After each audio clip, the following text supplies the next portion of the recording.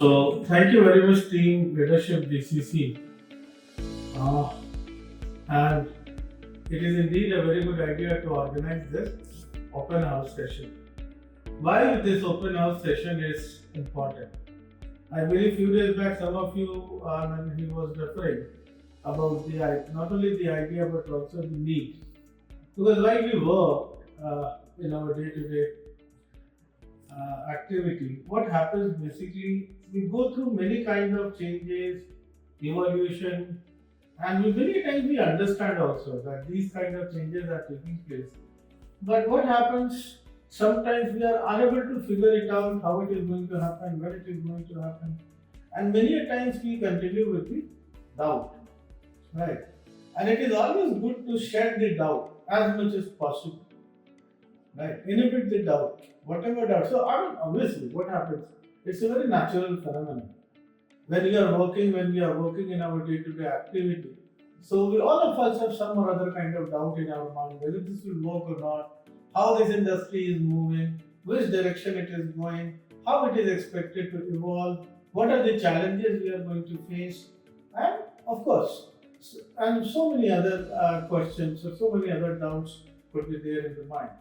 So it is always good to clarify, deal with the doubts and clarify it before it becomes a burden on your head. So it's good that we have organized, and the whole idea behind this open house is basically to discuss about the GCC landscape, the kind of challenges we are facing, the kind of opportunities we are seeing through, the kind of challenges we are facing, and of course the kind of opportunity all of us we are looking at. And let me tell you, any opportunity, any opportunity comes in a package, right? So you should know that, keep that in mind. Whosoever are better equipped to deal with the challenges and the roadblocks, they ultimately emerge as a champion. So since we all are here, we all have joined our hands, we all have assembled to emerge as a champion as far as GCC landscape is concerned.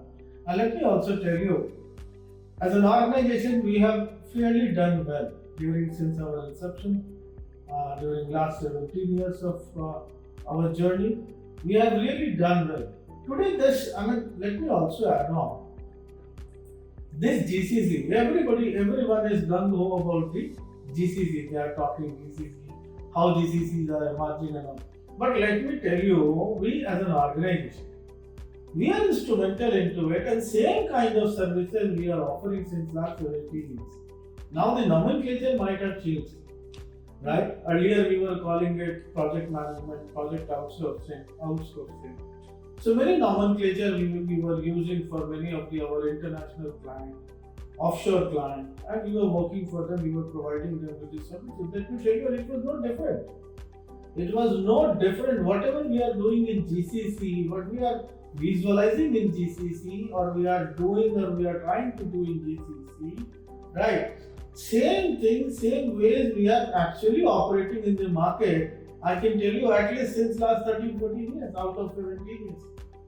We have been closely working with many of our, you can say, many of our such an organization who are considered to be the global leaders. So for them we have worked closely, and let me also tell you, we were successful. We are quite successful, we were successful, and we are quite successful. And why I am saying if I am saying that we are successful, the reason being very simple. Each one of contract is continuing. Even if we have signed say 7, 8, 10 years back, same contract is continuing. And let me tell you, if a client, if a service recipient is continuing with this contract, or rather they have also added on few of these services, that means that they must be happy with it. Though always there is a room for improvement, but overall they must be happy with the services. So that is the kind of work we have done at the marketplace, and that is what we have achieved as a team at the marketplace. And now the world is evolving, the way GCCs are evolving, the way industry is expected to grow, particularly in next 2-3 years, right? that is awesome. I mean, if you ask me personally, I can tell you, I mean, it is one of the rarest of rare opportunity as far as Indian market is concerned. And this is going to be the next big thing, big story, big growth story after IT. After IT boom, which we all know that India is known as IT leader. Into the field of IT, India is known as the market leader. We Indians have contributed or are contributing grossly towards the global IT services, right? So same ways, even in my opinion, the GCCs are going to be something even bigger and better than the IT boom, IT revolution, which we all have witnessed during last 2-3 decades, the way India has emerged. So the GCC is the next big thing on the market. GCC is the next big deal, right? As far as India is concerned, not only in terms of new job creation, but also in terms of foreign currency, right? See the kind of business it is and the way it is evolving. Currently, around 1700 GCCs are operational in India, and by 2030 it is expected to cross 3,500 mark. So it is actually next 3 years it is actually going to get doubled. As of today, 1.6 million people are deployed or working into GCCs, and by 2030 or 2030, the number is going to be phenomenal 4.5 million. So 4.5 million people are expected to be working with GCC by 2030. Don't you see it as a huge number? Right? It's a huge number which we are looking at. And of course, government is also quite bullish. Government of India is also quite bullish. They are also working it out. I mean, few days back, 2-3 days back only, one of the leading apex body of India, they have met the leadership. They have met the Prime Minister of India, the PMO basically. And PMO was also sought information. They want to know more about the GCC and how they can contribute, how the government with their policies can contribute to the growth of this particular segment. Right. So this is the brief nutshell which I wanted to share with all of you.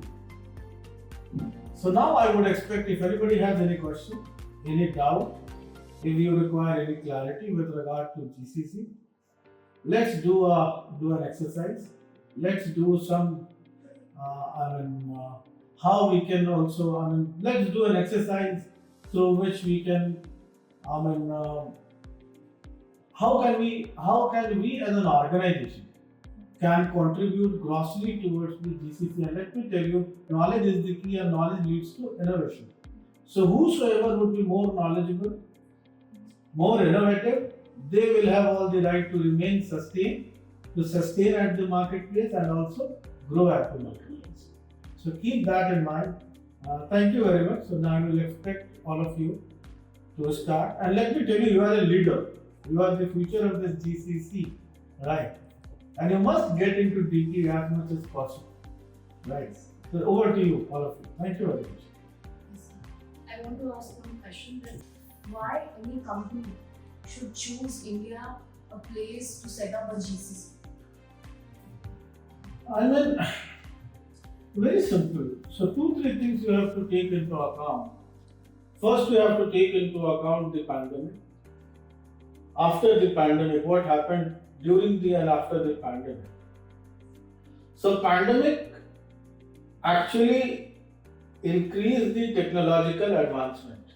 It enhanced the technological advancement by manyfold. So many of the technological advancement took place, and one more thing, most of the companies were reeling through some or other kind of pressure in terms of margin.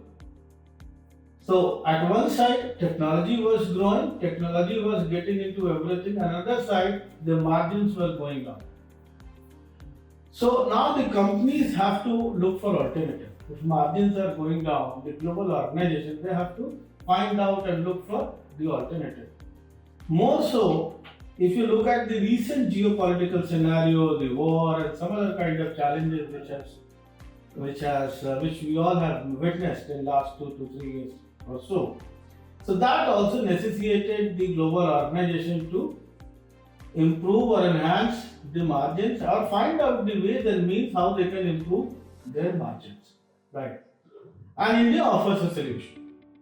India offers a solution by providing you one of the best talent, the global standard talent, because of thanks to our educational institutions. So India offers a global standard talent pool, and apart from that, the cost of operation, which is actually, if you ask me personally, it is around 50% cost effective or cheaper, economical than any of their international operations. And so in some cases, if you go to tier 2, it could even be 60% cheaper. If you go to tier 1, it could be even in between 40 to 50. So on an average, it is 50%.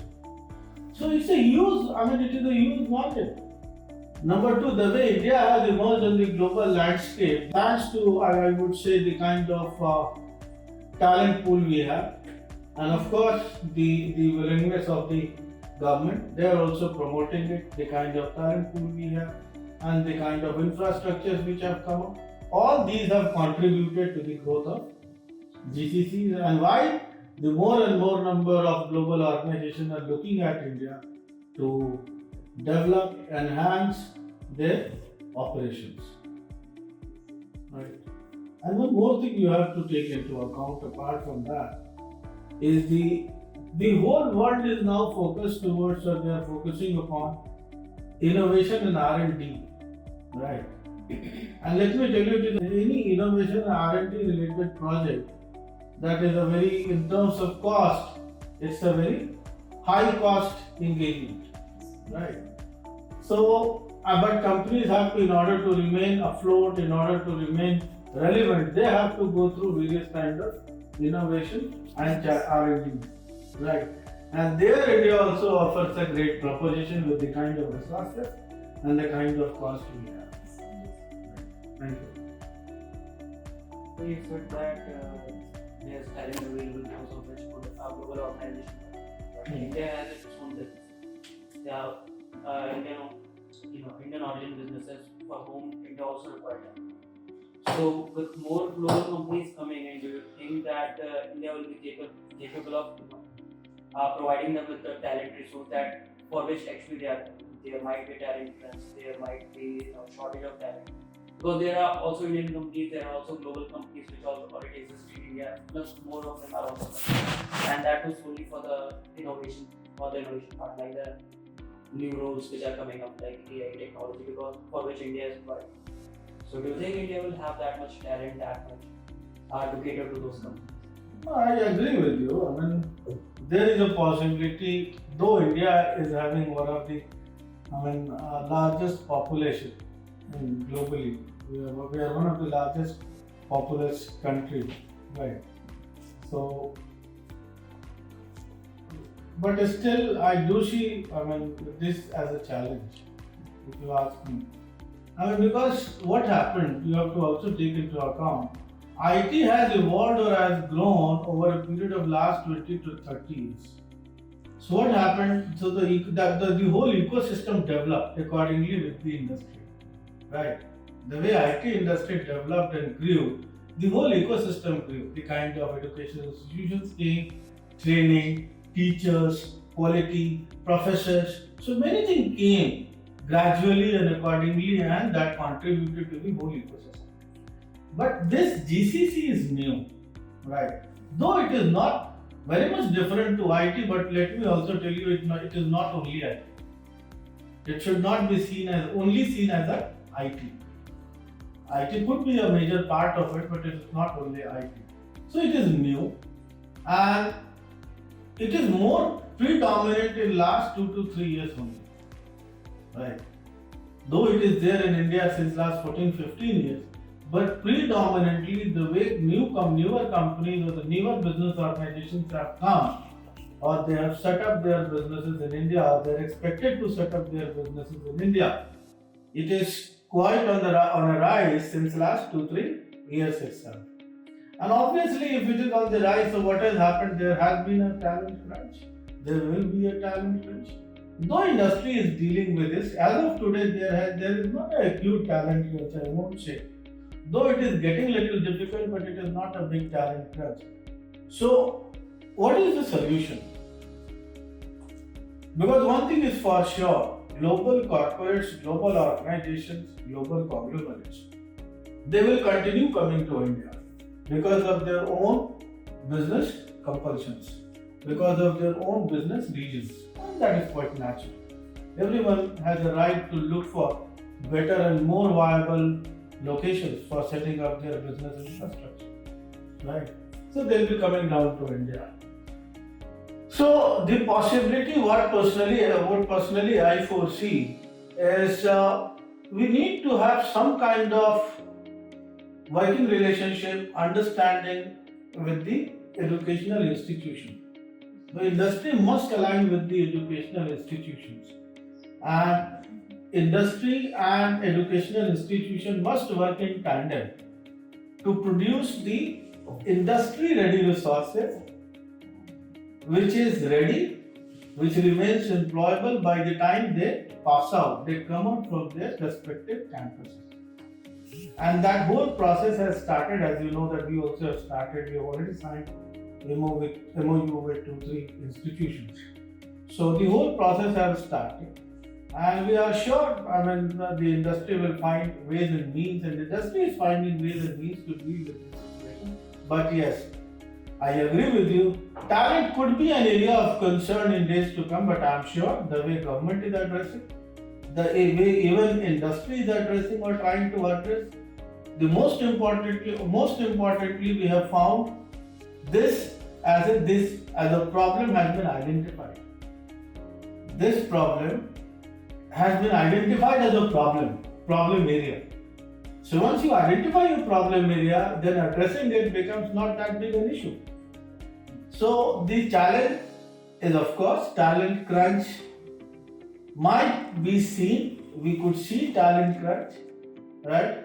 But the address could be, or the resolution could be, that we need to have alignment and association or understanding with the industry, wherein people or wherein the students, fourth year, in the last year itself, they are readily aligned. They should be readily aligned with the industry. Industry should also contribute in developing them so that industry can also get the ready-made resources who are productive from the day one or say by after the first month itself they remain productive. So it will be a win-win scenario for everyone. The academic institutions will get placement. The students or the future of India, they will get the placement, and industry will get the ready-made resources. I have a question. In terms of technology, artificial intelligence is doing fairly well. So, and parallelly, we know that China is a country which has very extensive innovation and technology clusters. So, what India would be doing differently so that it is able to retain the businesses that is coming to GCCs in terms of technology? Because a major part of GCCs are being, say, automated, or in terms of reducing risks. AI is being used in GCC. So, why should businesses choose India over China, given that China is a technologically ahead country from India? So one thing you have to keep in mind, India in any given day is better placed than China as far as IT is concerned. Right. I'm not saying so in terms of manufacturing. Obviously, they score over India as far as manufacturing is concerned. Into IT, India always score over the China. And India has an ecosystem in place for IT. And see, AI is not something which is different to IT. It is an offshoot of IT, isn't it? It's a part of the whole IT ecosystem. So already we have, and many of the Indian educational initiatives into the educational institutions, many of the initiatives have already been taken place. Some of the corporates have already taken place certain initiatives to deal with this scenario. India is equipping, India is getting ready to meet the challenges, and I'm sure that this should not be seen as a big challenge as far as India is concerned. And as far as China, because see, we have that ecosystem in place. In a nutshell, I can tell you the IT ecosystem in place. Number one, wherein and AI is a part of it. And number two, we are already enjoying the market leadership. As far as IT is concerned, we are enjoying currently the market leadership position. So that should not be seen as a big challenge as of today. So I have a question, sir. So currently, most of the GCC that are set up in India, so that is set up by mostly large-scale MNCs. So the phenomenon of GCC, is it only for the large-scale MNCs like Fortune 500 or Fortune 2000 companies, or does it have something to offer to mid-scale or SMBs as well? I mean, the way it is affected in reducing their cost of operations and enhancing their margins, I'm sure it is not only going to be limited to those companies or the big shops or the organization with more than 1 billion kind of revenue. So in days to come, even the organization, we call it aspirational mid-sector organizations, right?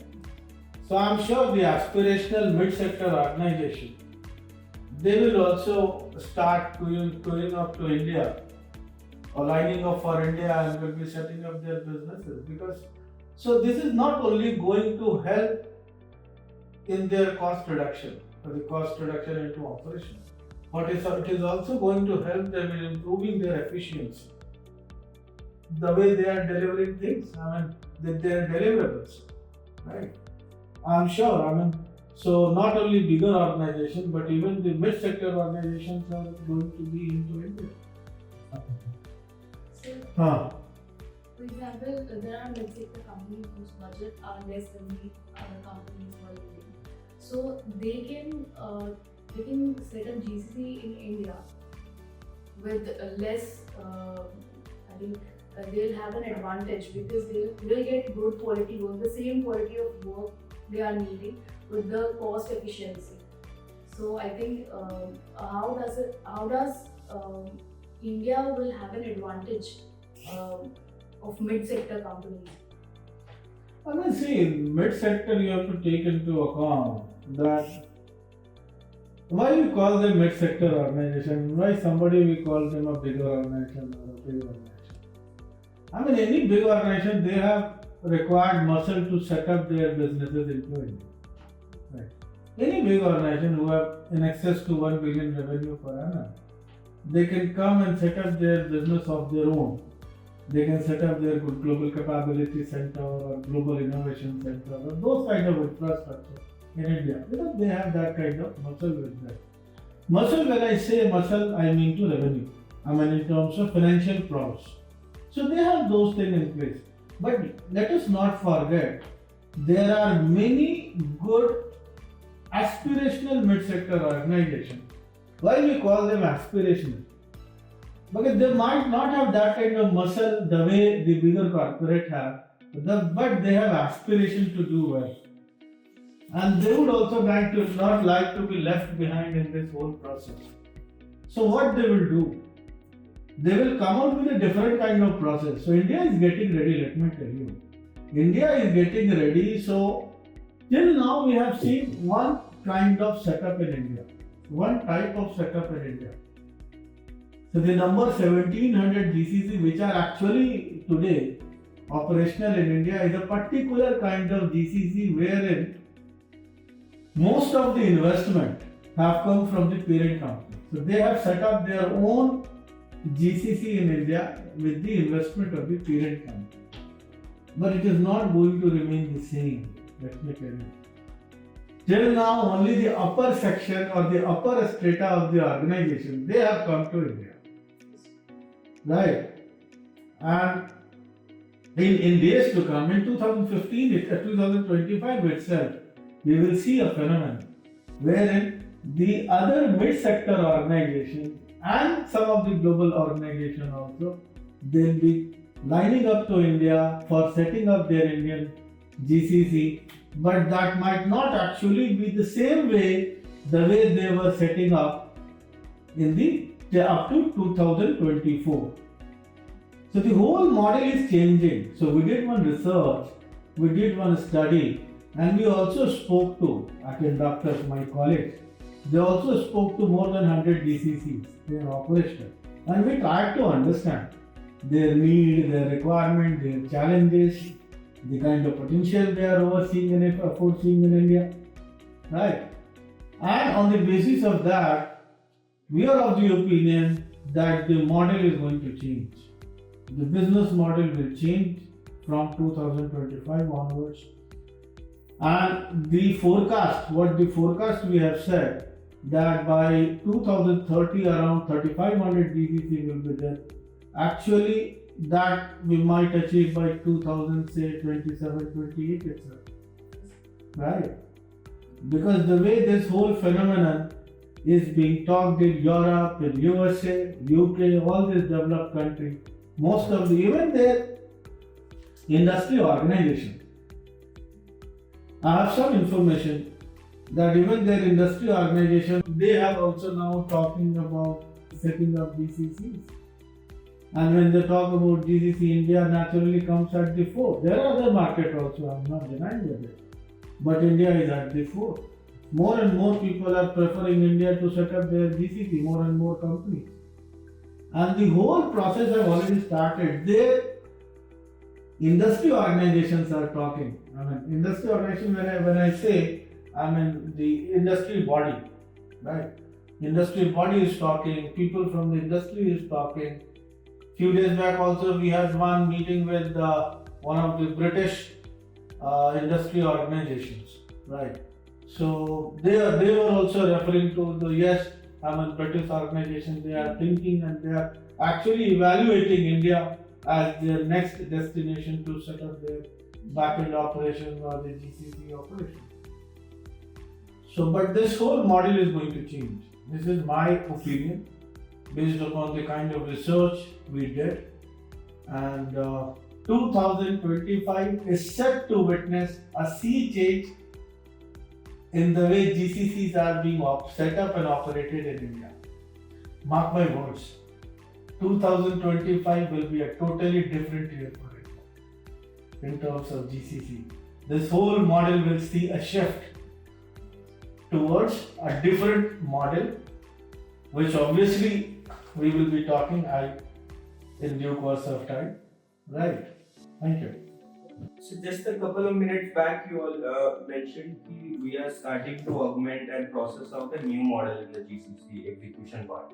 So already there are like plethora of benefits that GCCs are offering. What kind of new additional benefits you are expecting from from somewhere where already the bouquet of gifts that we are offering to MNCs they are plentiful.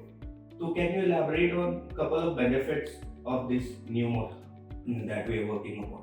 I mean, this new model which you are referring to, so this new model, we are calling it a COPO, C-O-P-O, COPO model. So COPO stands for, this acronym stands for company owned, partner, operated. So company will be the parent company who will be obviously reaching out to India to set up their GCC. And partner will be the service provider, the Indian company, which will be providing the services to the partner company, to the service recipient or the company who are coming from offshore location to India for seeking the services. Right. So this is a new model which we are propagating. And this is what, on the basis of our research and on the basis of our understanding, we have come to the conclusion that there are two sets of organizations. One set of organizations are those who have that financial capability to set up their GCC or GIC in India. They can do it of their own, they can hire people, they can deploy, whatever they want, they can do it. They have sufficient resources in place to do so.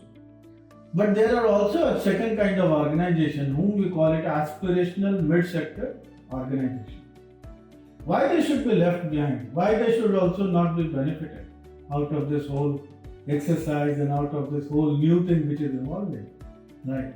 So even the mid-sector organization, they should be benefited. See, they have all the aspiration to compete with any good organization, any global organization at the marketplace, but they might not be in a position to invest everything of their own, and they might not be ready to take these many challenges to go with, to begin with, right? So in that case, this COPO model is going to help them.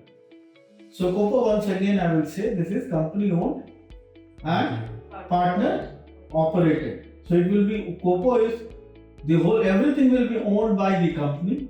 The COPO model, in the COPO model itself, all the assets and everything will be owned by the company, the service recipient, right? And the Indian partner only be operating it. Day-to-day management will be done or managed by the Indian partner. So that is why we are calling it a COPO, right?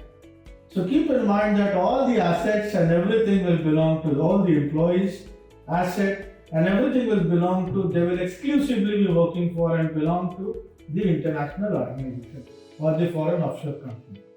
Indian company will only be managing, right? And how it is going to be advantageous to them. So first of all, with COPO model, the capex is going to be zero. So actually you will be required to spend nothing if you want to set up your GCC in India. You will only be getting into a kind of, some kind of agreement, NDA and any other kind of agreement or MOUs with the Indian partner, since he will be managing, right? So second most important thing, so first as I said that you will be required to invest zero in India. Second, as I said, which is very, very important and critical for any organization, be it bigger or aspirational mid-sector organization, and that is your IP, intellectual property, right? Whatever you achieve with the help of R&D, innovation, whatever you develop, you achieve, right? So who is going to be the owner of these things? I mean, so of course Indian companies operating, managing, right? So who will be the, so exclusive owner will be the foreign company or the service recipient, right? Who will be setting up their GCC in India. So they will be the exclusive, they will have the exclusive ownership right, and they will consider to be the exclusive owner of any intellectual property developed or achieved during the course of this association. So this will exclusively belong to them. It's not, so tomorrow even if the agreement goes off, it will be clearly mentioned in the agreement, right? Or agreement is called off or MOU is called off. So this status will not change. All those IP will exclusively be belonging to the service recipient organization or the offshore company or the foreign company, right? Third most important factor is compliance, right? So if you are going through COPO model, again, the service recipient company shall have no burden of any compliance as far as India is concerned. All those compliance burden will be managed and dealt by the Indian company. So no compliance burden. So they will be exclusively be free from various kind of compliances, right? Then scalability. What is the biggest advantage, if you ask me, right, is the scalability. Suppose tomorrow you start with a 50-seater or say maybe a 100-seater kind of infrastructure, 100 people infrastructure, right?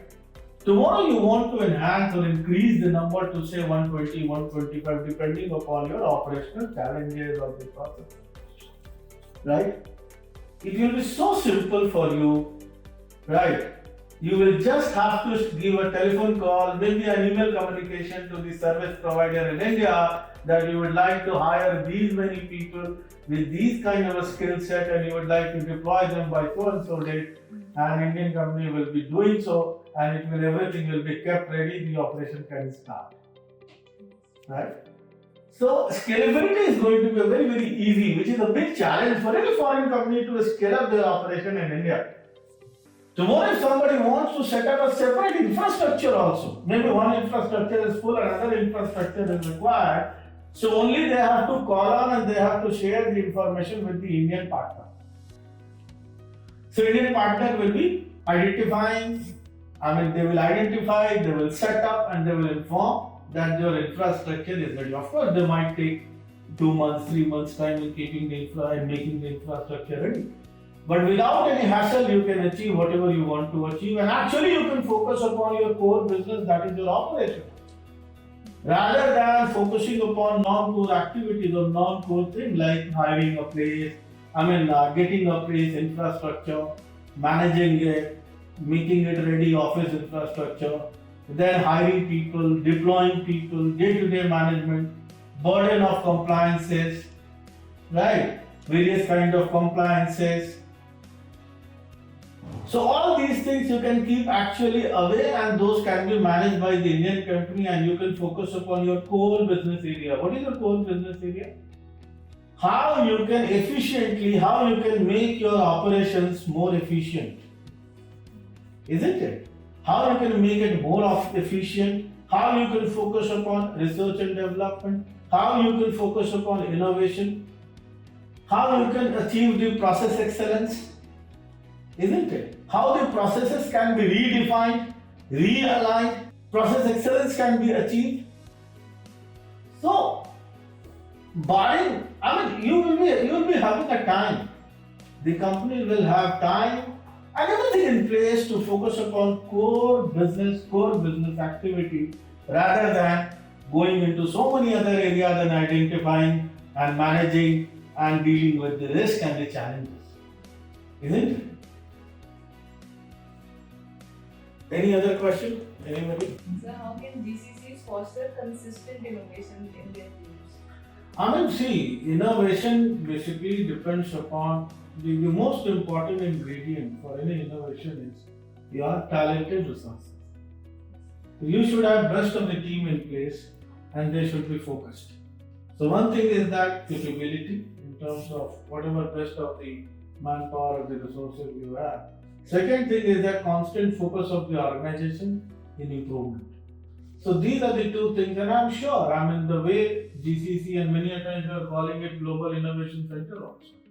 You will have competent people in place, and companies away from their, thick of the activity.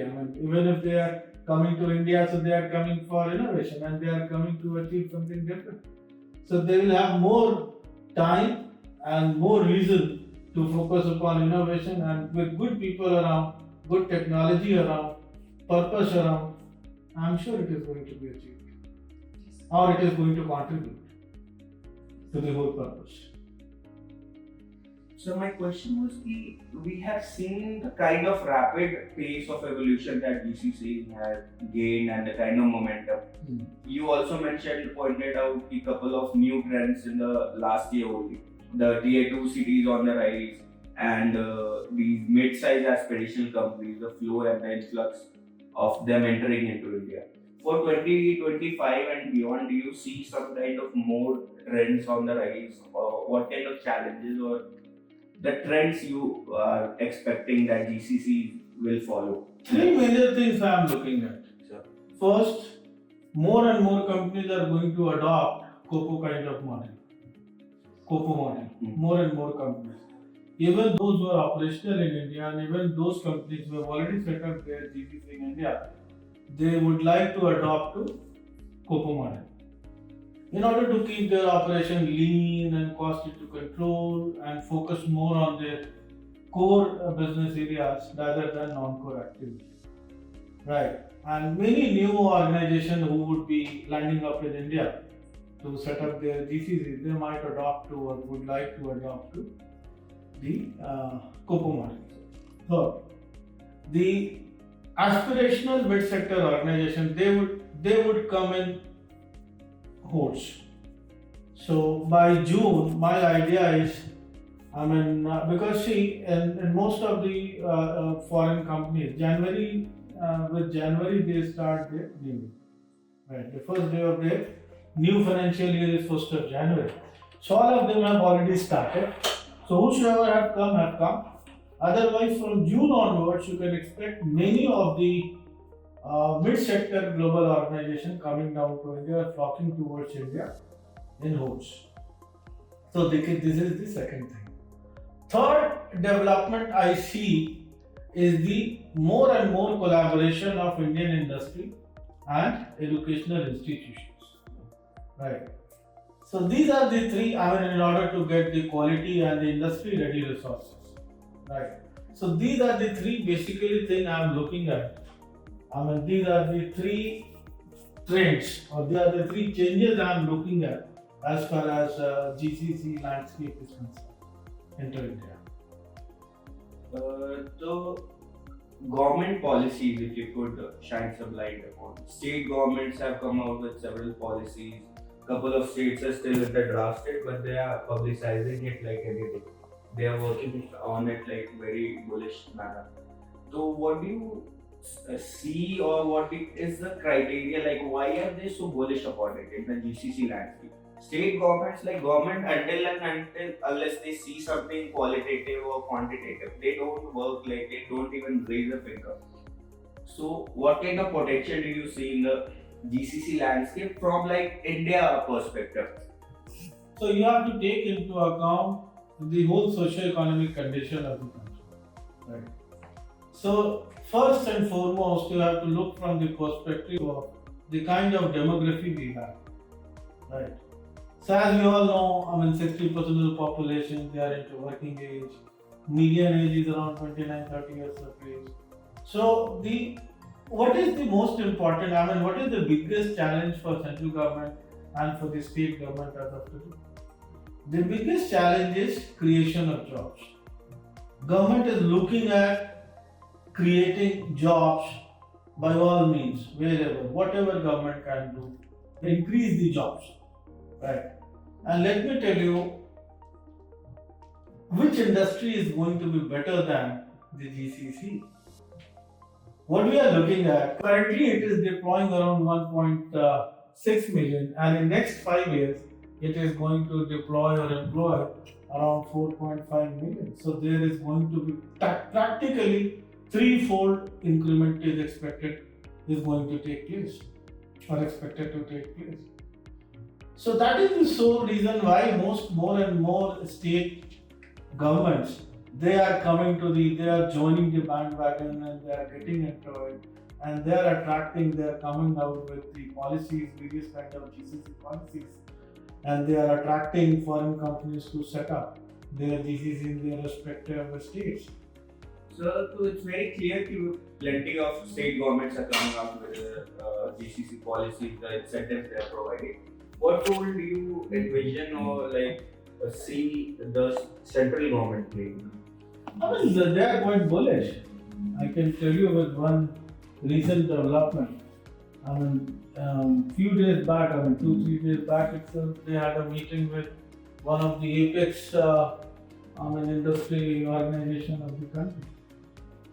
So, PMO, Prime Minister's Office, they had a meeting, they had a presentation, and they were trying to understand the whole ecosystem, this GCC place basically. And why are they doing so? That also you have to take into account. Because they are also aware that this is going to be the next big thing as far as India is concerned, in terms of foreign investment and also in terms of the employment generation or the job creation. So I'm sure the state government is going to come up with certain policies or certain incentives.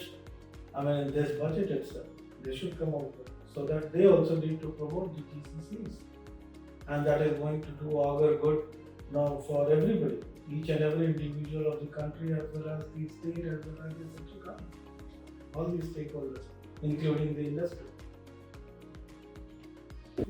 So as you said that different type of industries would set up GCCs in India. So my question is, what type of industries are likely to be see the most significant expansion of GCCs in India? There are many, but to name a few, I can tell you. Healthcare could be one industry. Another could be your BFSI, right? Third could be IT, right?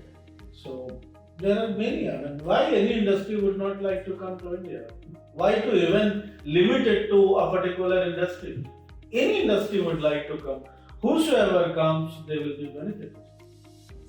And every company has to focus upon more, inclusion of more and more technology into their, workspace, as well as reduction of cost.